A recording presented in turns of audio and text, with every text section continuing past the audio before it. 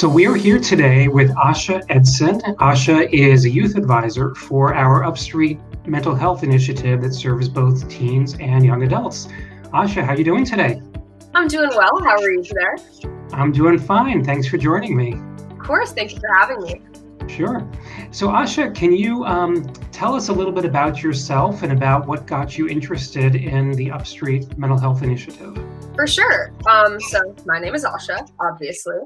I'm an artist and a sophomore at Pitt. I'm studying psychology and sign language. I've always had a really big interest in mental health and mental health advocacy because of my and my family's own experiences with mental illness. I plan to use my psychology degree later after I graduate to go into clinical psychology, specifically to deal with mental health. And I got involved in UpStreet sort of through the grapevine. It was about a month into quarantine, and a family friend who's pretty involved in the Jewish community in Squirrel Hill sent me this opportunity, and I had been looking for something to do, especially in the field of mental health, and I was immediately interested, and I knew I had to sign up. Oh, great. So, what is it that you feel that mental health services like UpStreet have to offer to teens and young adults? What's the niche that programs like this meet? I think the biggest thing is that a lot of teens don't know where to start when they're struggling with mental health. They might not have an open dialogue in their family about mental health.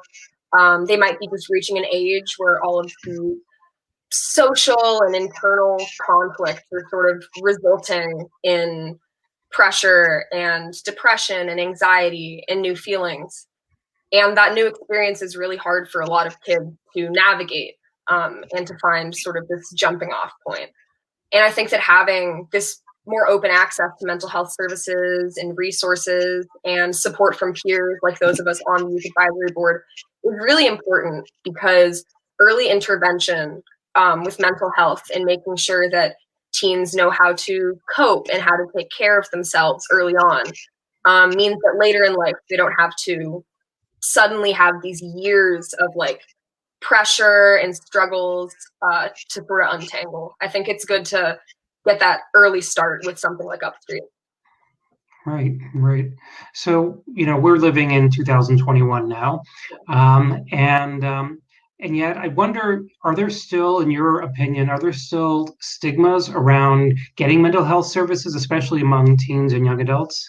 Absolutely. I think that there's a lot of stigmas around mental health that lead to stigma about mental health services. And I think a lot of that is caused by popular media, at least from my own observations. And I've heard this echoed from people around me who have similar experiences with mental health. Popular media either portrays mental illness as some mild inconvenience or something really scary.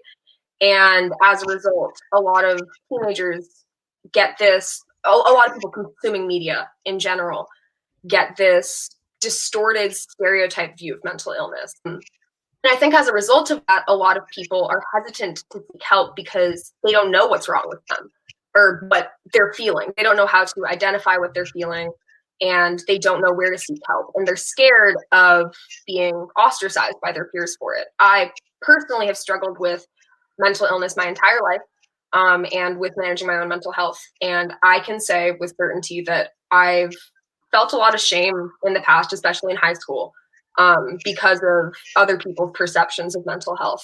And as a result, I was really hesitant to seek help for a while, but then I did, and things are better.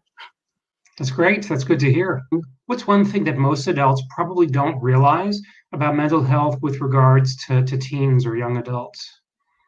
I think that a lot of adults don't realize how in tune to their own feelings and their own mental health a lot of teenagers are.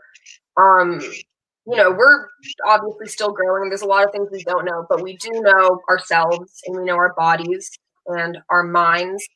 And we can tell when our mental health is struggling. We can tell when we're thinking differently and when we're feeling differently and when there's something that we want to fix, but we don't know how to.